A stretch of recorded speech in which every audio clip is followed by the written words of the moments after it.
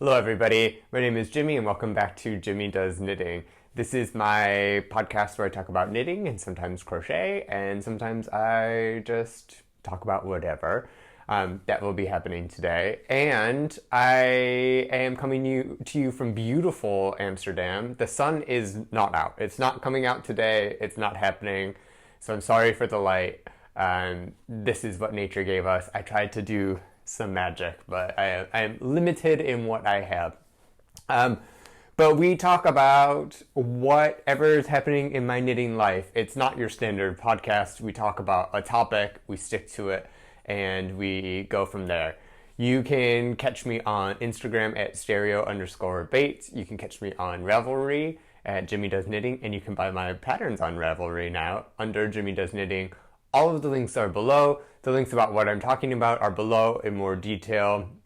And let's get into it. So we talk about a topic, and today we're talking about things you haven't seen before, and we're talking about Breidagen, which is a knitting festival here in the Netherlands.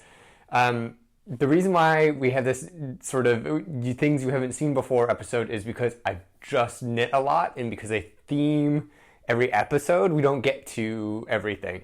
So all new stuff. I mean, a lot of it's finished, but it's all new stuff for you, and we can go from there. I've been knitting up a storm, so we have enough for a next episode as well. So this is not everything, but this is a good discussion point in things. It's all colorful, which is wonderful. And there will be some story time. I'm going to bookmark the things just in case you want to skip over some stuff if you're more interested in the festival talk or some of the items or whatever it may be. I have a big old list of stuff over there that I might reach for. We have our incense burning. We got the new crystals because it's just Scorpio season. So everything's rearranged and we're good to go. I have a coffee. I tried to kill some time today by going to the cafe around the corner to see if the sun would want to come out. It's not going to happen. So here we are. There is a content warning in terms of there's one knit project that you may find offensive and shocking and like just by how big of a mess it is. So I'm just warning you there. And that's what we're going to start with first. But first, story time. So in the Netherlands, there's a thing called Delftse Blauw, and it is it's Delft blue is what it translates to, and it's a style of pottery where it's the white with like the blue figurines and stuff on top. You've all seen it, I'm sure you know it. It's very, I don't know, a thing. And one of the ways that that's expressed to be like collectible and culturally whatever is through these houses right here. So this is a very Dutch thing, and if you live here, you know, or maybe even don't know. So these are example of Delftse Blauw pottery, and they're just like little canal houses. They come in, you know, there's some bigger collectible items and stuff. And the deal with these is you get them either by buying them, or if you fly first class on KLM, you can get some of these things. And that's where we got it. My grandpa used to travel to Amsterdam back in the 90s quite a lot for work and had a bunch of these. And so when him and my Nana died, they sort of did whatever. And my family knew about this, and like my immediate family knew about this. And we took some and dispersed it, I guess, across the world, some returning to Amsterdam, some living in Detroit. And the thing with these are, you can notice on this one specifically, it's has a little cap, and that's because these are filled with alcohol. They are filled with a Dutch drink called Jenever, which is a precursor to gin, and they have a bunch of different flavors and stuff like that. Specifically, this is Bol's Jenever. So there's a big museumplein, a museum square, I guess, with the Rijksmuseum, the Stedelijk, Mocha. It actually has the American Embassy. It has like the concert building of the Netherlands for their symphony. And there's also off the side of it some like really high-end diamond places and jewelry. Go check it out if you can afford it. But there's this brewery, and my family and I went on a tour of the Bowls Brewery and had some complimentary drinks afterwards. I had the lavender thing, if I recall correctly. It's really well done. It's super stylish. There are a couple of really good brewery or distillery tours in Amsterdam. So if you're ever here, check that out. It's fun. Anyway, all that to say, KLM, Delta Blau, the Bull stuff, connection to my family, these are a thing that's present in my life. And they're also the inspiration for the first project that I want to show you. So I hold on to your panties because this is intense. Let me get it out.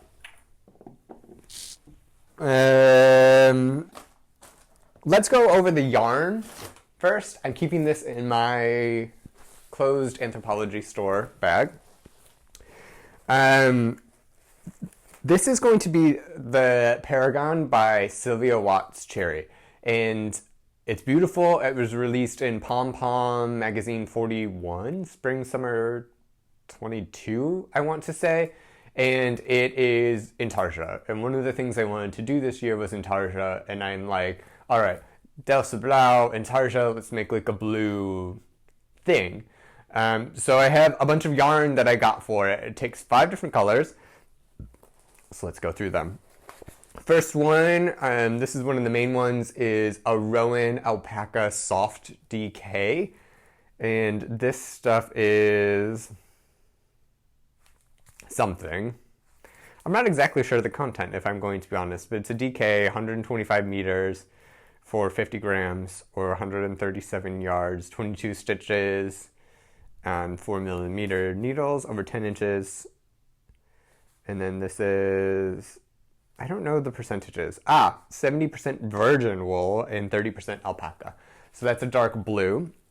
And that goes next to this Undyed BFL that I picked up at Breidagen.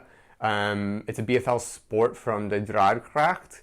And this is a beautiful yarn. I think it's superwash, but it doesn't really grow. I did some tests with it. But yes, an undyed skein. I originally was using some alpaca from Hayes Farm that my in-laws gave me, but the alpaca is too like slippery and not bendy enough, if that makes sense. And it wasn't filling up the thing. It was just sort of adding chaos.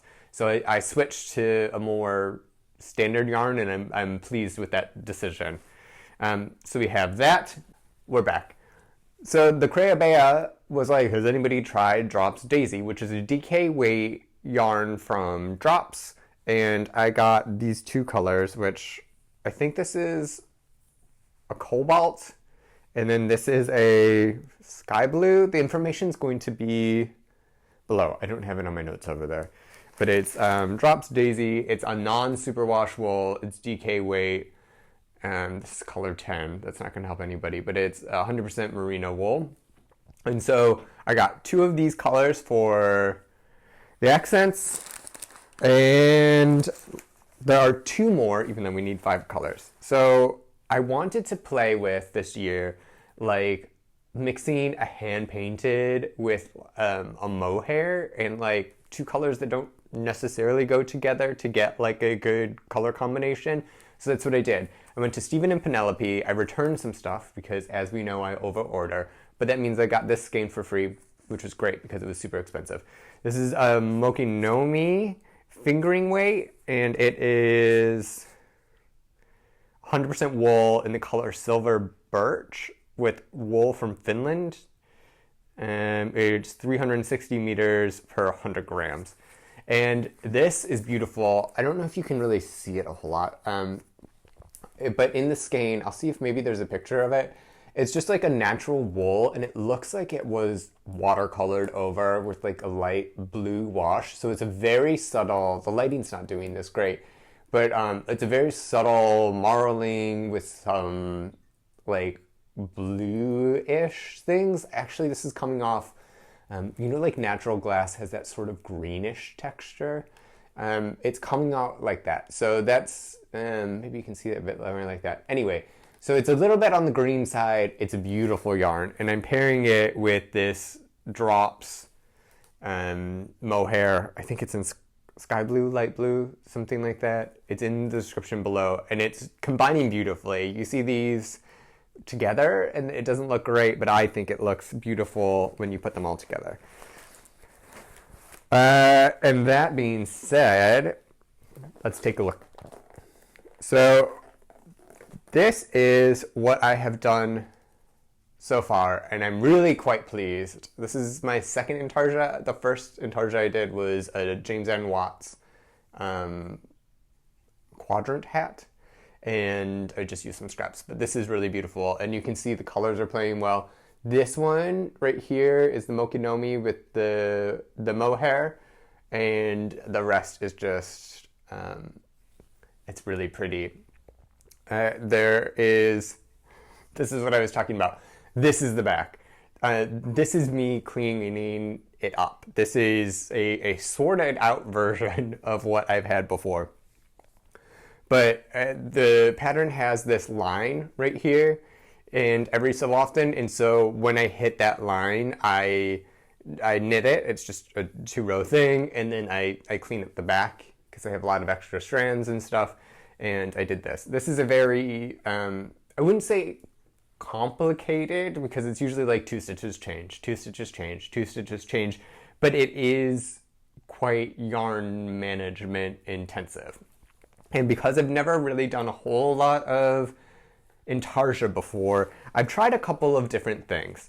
From what I understand, there are about 3 ways that you can hold your Intarsia yarns, so let's look at it. One is just letting them loose, so like you get a certain amount of yarn and just like have it dangling. For this project, because I change the yarns so often, this is actually proving to be the best way to do it, because then I can just pull it and it untangles. If you bunch them up, they tend to get a bit bunched, and I don't like that, and it's hard to untangle it. And the reason why they get tangled is because when you switch colors in Intarsia, you need to like, if you're familiar with like the weave and Steven method, you need to like put one color over the other so it like interlocks, so there's not a space or a gap in between the different color changes, and it's like one continuous thread. You can see it like here. I think that's maybe a really good representation of it. So there's a lot of color changes. Now, one thing I did at first was I tried these bobbins, and they're just embroidery floss bobbins. I got it at like a local craft store, and I don't like these particularly. There are other methods of doing it where it's a different type of bobbin, but it doesn't really, as you can tell, it's supposed to hook in and stay in on this crease right here. And what happens a lot of times is they just unravel, they just release. That's why I have this basket here. They don't really stay connected, and I find that this part like tags, and it's not great. So the bobbins is not working for me. In general, I'm not sure I would go with the bobbins, but I got like 1,000 of these little things for like €3. What is working better, and you can see it best, I guess, with the Mominoki, if I can untangle this, is what I learned from Roxanne Richardson. Is called, I'm so sorry, this is such a mess, called a butterfly. And what you do is you make like a little mini yarn ball that's like a center pull almost, so as you pull, it like comes out. And then, you know, it's tied on the outside, so it's nice and secure. These would be all right, I think, for an Intarsia with larger patches. But for me, these are also snagging.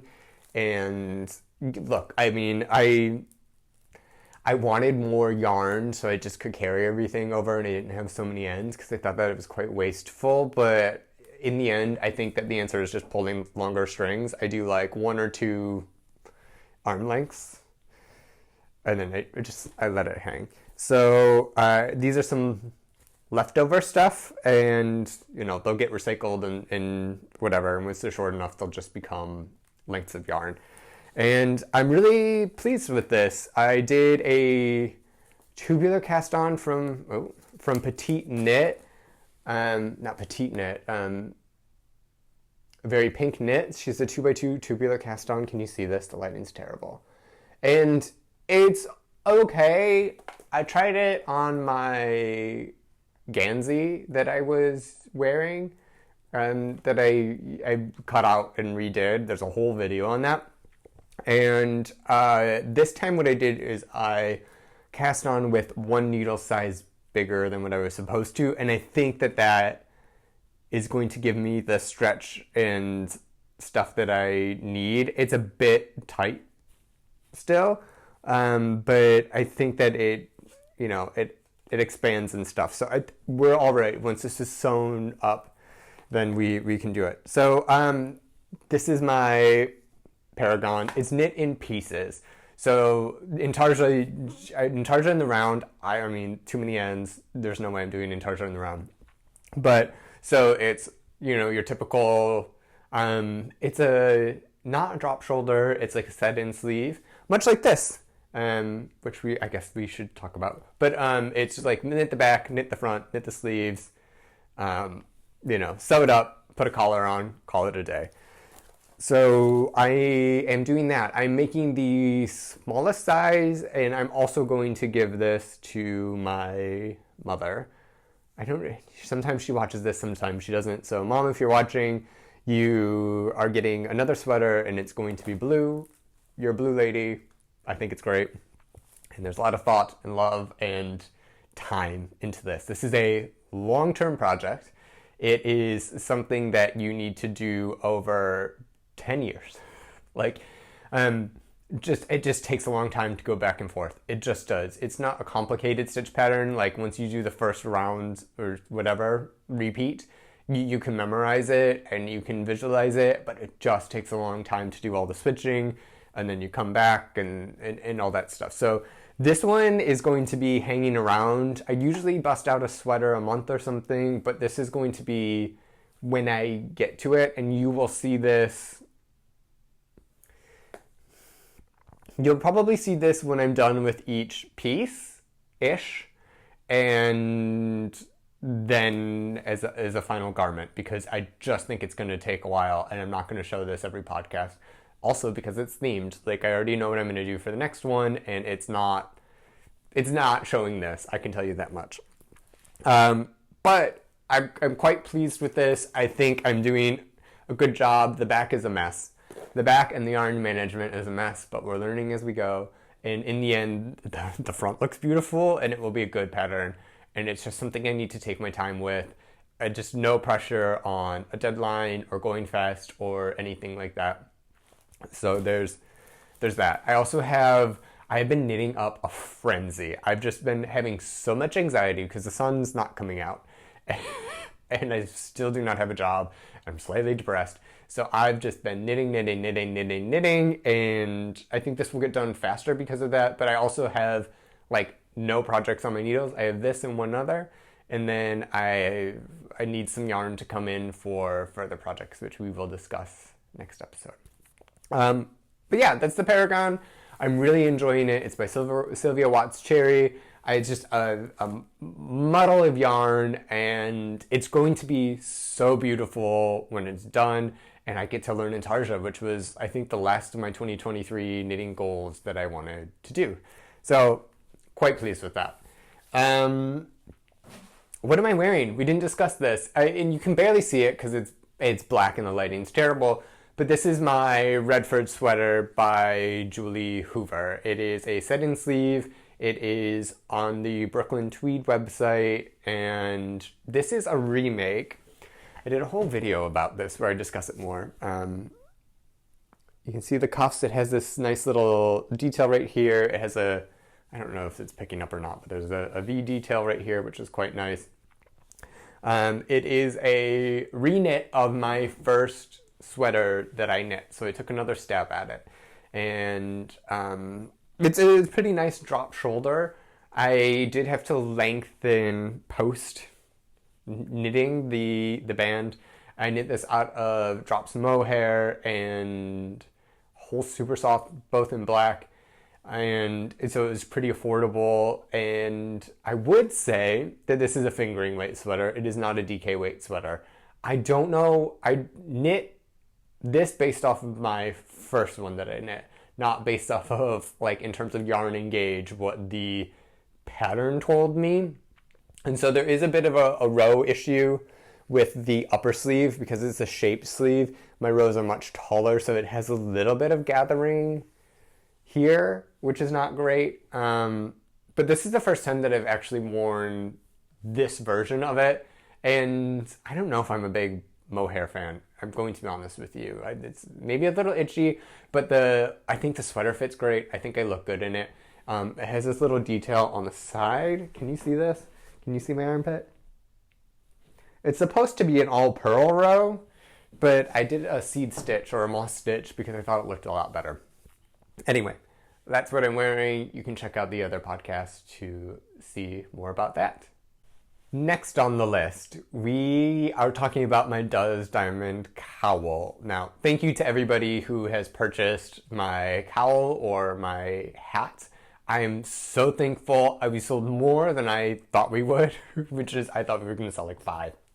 But you guys came in and you did a wonderful job, and I really appreciate you buying it. The sale is over by the time you see it, but I had like 50% off the pattern, so you could just get them and go for it. I'm going to re-release my cowl version this weekend. When this comes up, it's going to be updated because I did this. I did another Jimmy Does Diamonds cowl. This is a DK version, and I essentially wanted to do a swatch for sweater because I have, when Westwool was giving away their old stock of their Westwool, I bought 10 balls of Tandem in this color. It's DK weight. The color is Edam, and it is, I don't think this color specifically is available any longer, but I can't stop looking at it. It's really beautiful. And this is a DK weight version of the cowl. So I'm going to re-release the pattern with the DK weight notes in there.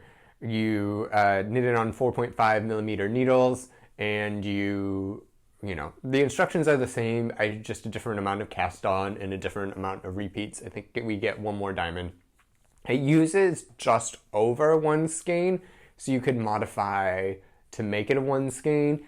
But I wanted this to at least be the same size as the original worsted weight version, and that was that meant over 1 skein. Plus I had 10 of these things. They were so cheap, guys. They were so cheap, and it's really good wool. So this is the wool. The logo looks a little bit different now, but this is the West Wool by Stephen and Penelope. It's 200 yards and 230 meters for 100 grams, and 22 stitches and 28 rows for 4 inches or 10 centimeters. So, I mean, this is what I used. This is what I did. If you have the pattern already, then I will be sending you the update this weekend if you have not already gotten it. If not, you can still go and buy it. I'm going to offer a discount that is applied, I believe, at checkout without a discount code on this pattern. So you can get it. It's only $4, but a discount is always quite nice. So with the re-release, you either get an update or you can still get this on sale I'll do it for a week. And I'm not exactly sure the discount, but it's going to be at least 10% off, and we can go from there. So yes, the Jimmy Does Diamonds cowl re-release in DK. I will say that I did this. I have a Jimmy Does Diamonds sweater in mind, and I wanted to know the gauge of it in a DK weight before starting the sweater because I was going to knit the sweater out of this. And I think the answer is I want to knit the sweater out of worsted weight. The twisted stitches do hurt my hands a little bit. They are sort of like this. I don't know how to use my words. But they're not like the easiest on the hands. And I can't imagine doing a whole sweater in this. They are on 4mm needles to get this because it's quite a thick fabric. It's almost like a double knit or whatever. So it's quite squishy and it's really beautiful and really nice, but I'm not doing a whole sweater on a DK weight. The sweater will have to be worsted weight. So that's where we're leaving it with this and this, and some version of the sweater will come out at one time. I need to figure out some math and play around a little bit, but yeah. So that's the Jimmy Does Diamonds Cowl, the re-release. Let's go on to another self-design. So as some of you may know, I went to the south of France this summer with my in-laws, and I needed a project, and I was like, I really want a shawl, and I want to knit it there, and it will be quick. I decided on a DK weight shawl, and the idea is I wanted some like old witchy woman who like lives in a fisherman's village and like plucks hair from your animals in your yard or whatever, and then like spins them into her own yarn and then wears this shawl that's like absolutely ridiculous and sort of like putters around town. Like that's the idea. So I took a bunch of traditional motifs from like British and Dutch fisherman Guernseys, whatever you want to call it, and I put them together. But I also needed the correct yarn for this. So what I'm doing, oh no, too much crinkle, is I had 3 yarns that I bought. And this is what they are. The color's not going to be great here, kids. It's just not. But I'm obsessed with Retrosaria Rosa Pumar. They are from Portugal, and they're doing wonderful things with local sheep breeds, local spinning, and the yarn they make is beautiful and wonderful and actually really quite affordable. So I feel like it's a high quality yarn for not that much money. And they're expanding their color ranges. They did it with the Mondim and the Brusca, which is what I'm using for this. And these are, I mean, I wanted the all undyed colors because I thought that would be great, but this middle one is not because they were out of the medium undyed. But this is like an ecru, like a medium one, and then like they're dark undyed. So it's A, B, C, this being A, and then this is actually B577 instead of just B. But it's very close, or at least it looks like that online. It is Brusca. It is made in Portugal. It's 100% wool. I can't read this because it is in Portuguese, but it's like different sheep breeds that are local. And I would say this wool is not, it's soft. It's not like merino soft, but it's soft. And I wouldn't say it's like rustic, but it has sort of like a hand spun, sort of like old school feel to it. And I absolutely, absolutely love it. It's made out of like 2 different sheep yarns, if I recall correctly. And the way that it's spun is it's like a 2-ply, but it almost has like a boucle-ish like nep to it. It's like not a fully consistent fiber. It's sort of, I don't want to use the word rustic because that implies that it has like long staple lengths that are sticking out. It just is sort of like a hand-spun-ish, like homemade, old school, and it is lovely. It is so soft, and it's a wonderful yarn, and I'm completely obsessed with this. I really want to make a sweater with this because I think it's wonderful. Especially the undyed ones, because there's no dye, it was like super fluffy. Anyway, I love this yarn. I love the yarn company. Go check it out. What you really want to know is what I made from it. So I made this shawl. And this is I would say medium-sized shawl, and it took like no time whatsoever. Can you see that stitch definition? It has really good stitch definition. This is blowing out a little bit. Maybe on the darker colors you can see it. Maybe, maybe not. Well, if the lighting's good, it has good stitch definition. And the way that it's constructed is there's this triangle part with this motif that I absolutely love. And you can really make the triangle as big as you want, but I gave a certain size from it, and then you pick up and you knit the different motifs in here. So I don't even know if you can see this. But so there's this, I don't know, ladder one, there's a lattice, there's a broken rib, there's like a fleet one, there's a double moss stitch, and the end is this really beautiful, I don't know, chevron, like the waves sort of thing. I'm into it. I'm really into it. I love all these motifs. I love texture. I love how this yarn feels, and I love how it works. The idea was get like natural yarns with like really good texture that I can make this with, and you can just wrap it around. I'm trying not to hit the mic. And I think it's going to be super warm. It's, you know, as wide as I am. It's not a huge shawl, but it's pretty good. But it knits up really fast because it's like a DK. I really like it, and I also think that although I wanted mine to be very natural and have this fade to it, I wrote it so you could have different. Each stripe has like different patterns, so like you can change for a color. So like each row could be a different color or something like that. You could do a fade. You could play with colors. You could use some scraps. Every row except for the last row took me about 50 grams or less. And that information will be in the pattern because I intend to release this in November-ish.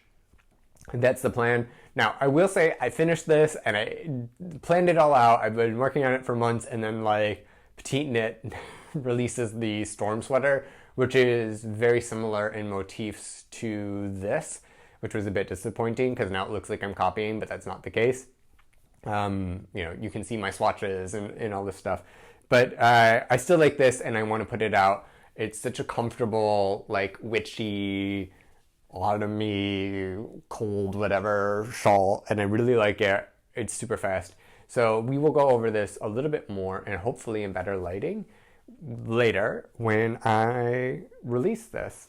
So this is the Wharf Witch shawl. And then the last project that you haven't seen is this. So this is the Hatch Hat by Emily Green for Brooklyn Tweed. It's one of the first, maybe the first hat pattern I purchased. And it's just a bunch of different ribbing in a hat. It's really fun. I enjoyed it. I used the rest of my drops Karisma in this, and I've used like all of it. I don't have a ball of yarn or anything to show for it, because I just wanted to use it. So it is a little bit modified in terms of the amount of rows, especially at the top, but it's fine, and I just did it. So this is basically what it looks like, but not 100%. And it's a cute little watchman's cap, and I used the rest of my Drops Charisma. It's in wine red, although to me it looks really kind of a rust. I don't know. I don't think they named this color correctly, but it's a superwash thing. I'll put it in my hat basket. I haven't been knitting as much hats because I haven't been on the train or anything like that. I've just been home. And yeah, so this was another one.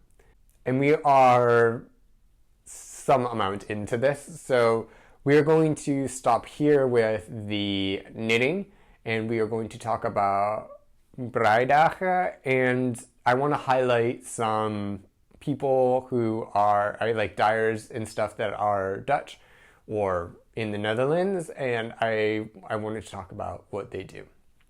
So if you're not so interested with that, I'm still going to put their links in the bottom, but if not, I'll see you on next episode. We have lots to discuss then. It's going to be comfort knitting. We're going to enjoy it. But if you're interested in some new wool dyers and stuff, then stick around and we will get into it. Okay, we are talking about Breidagen. Breidagen is knitting days. It is, I guess, the biggest knitting festival in the Netherlands. It's no animals or anything. It's in like a big hall, place, like an exhibition center, I guess you could call it. And it's in Zwolle, which is north-ish of the Netherlands. It's kind of by Almere, if you know where that is. And I took the train on a Friday morning, and I went there. It was easy to find because you just followed like the flocks of old women, and it was whatever. It was kind of funny. But what it is it was a couple of yarn dyers and like crafters and stuff, but it was also just yarn stores that had booths, which I didn't know if that's a thing with other festivals. This is the first time I went to a festival at all, but I was by myself. I had nobody to like check with. But it was really quite nice. It was a lot more better set up and better quality stuff than I was expecting. The Dutch don't have great taste, and I tend to set my expectations a little low. So there's that.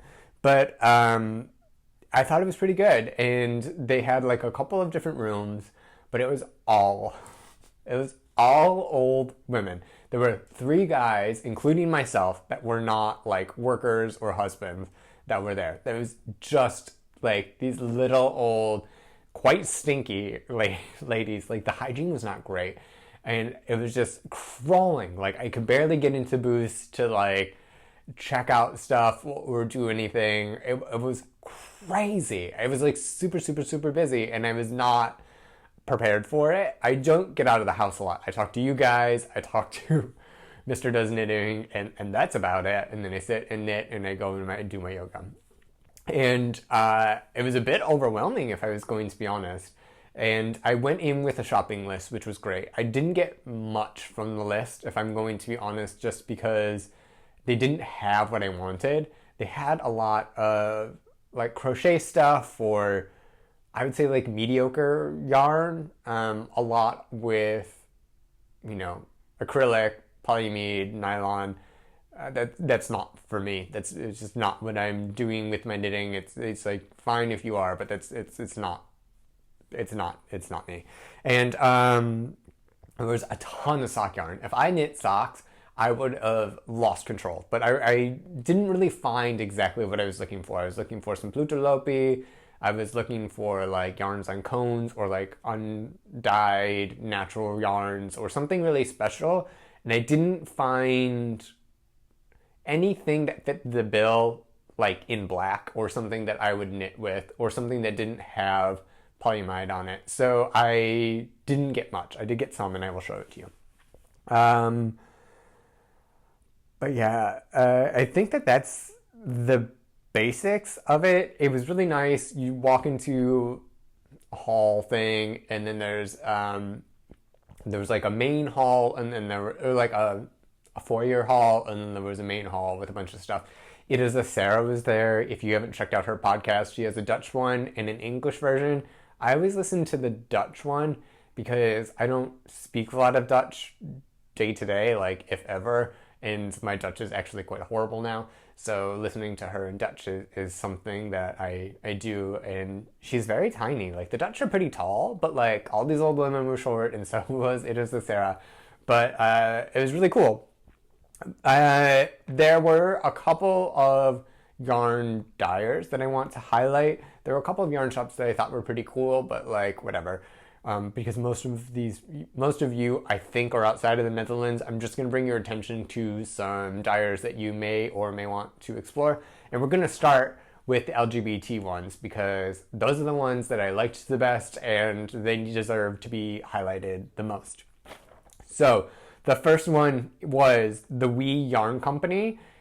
His name is Ross. He lives in Nijmegen, which is on the east, I think, kind of by Germany. That's where Mr. Does Knitting used to live when he first moved to the Netherlands. And he's there with his dog Winnie, who's this little corgi, who's amazing. You can go on the website. He has a bunch of really nice pictures. Everything's done really well. He is originally from Scotland, and they have like a bunch of bases, and I really like his colors that he dyes. So he has anything from like tonals to like these really vibrant stuff.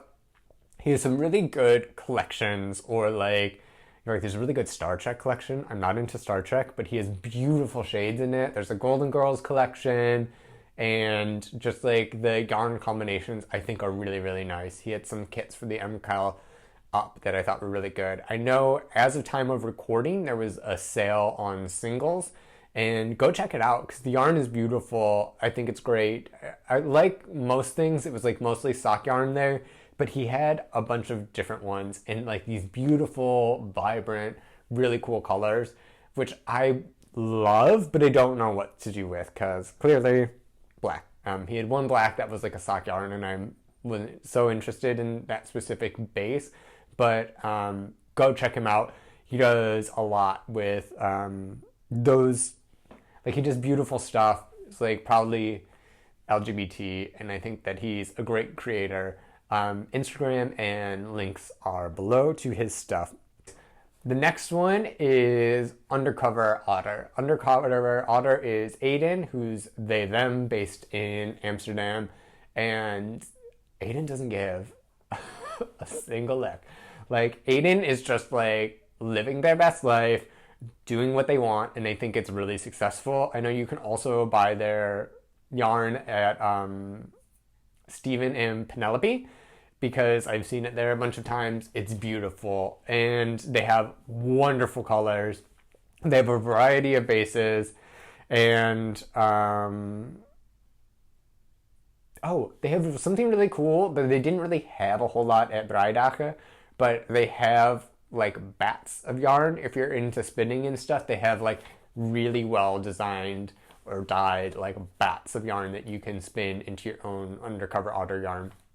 So there's a variety of colors and bases. You can go solid, you can go crazy. They do this like glow in the dark. I put the usual variety. Oh, there's UV reactive is what they call it. And I don't know, there's like some green stuff that I thought was pretty cool. I don't know what to do with the yarn, but it's beautiful yarn. It's an LGBT creator, and they do a dye to order. Also, the Wee Yarn Company, I think, does dye to order too. You just need to ask, I guess. But you can get these beautiful yarns and colors from a really special person, and what they're doing, I think, is really high quality, just like the Wee Yarn Company, and you can go from there. The next one that I have is the Draad Kracht, and look, it looks like a mediocre yarn shop, if I'm going to be honest. And they have like workshops and stuff. I'm sure wherever they're based, they're really good in the community. It's geared towards an older demographic. But this is the one place that I did buy yarn in, I'm getting it for you, in Breidagen. So what I thought was really special about them is they had this undyed yarn. If I can ever, it's all tangled. So I got the BFL Sport there, and they had they had this like little wooden wagon with like undyed yarns in like cubbies in the back, and like skeins that were sort of like braided on a pole, so you could come up with all these different variations. And so I got the undyed BFL. I've never worked with BFL before. It's like what everybody says. It's a wonderful yarn. I would say it's not as soft as merino, but it's pretty close. It has a longer staple length. It feels a little bit more hardier, but like very similar. And I'm a fan. And then the other thing I bought, which I thought was really special, was this fingering weight merino tweed. And this is all undyed. So the merino, I'm not sure, is so white. It's coming up whiter on screen than it is here. And the neps are viscose, which is also a natural material. And they have it in like some black, there's some brown neps, and some of it's a little bit spun in. Can you see it? It's some really cool like zebra striping. If you like marled stuff, you don't want to marl, then you have that. But they had a really great assortment of undyed yarns. So what they had in person was, I didn't write everything down, but it's slightly different than their website. So I looked on their website to give you a bit of a rundown of these undyed yarns. and this was not on it, and this was not on it. So I don't know how to help you, but they have a eucalyptus yarn.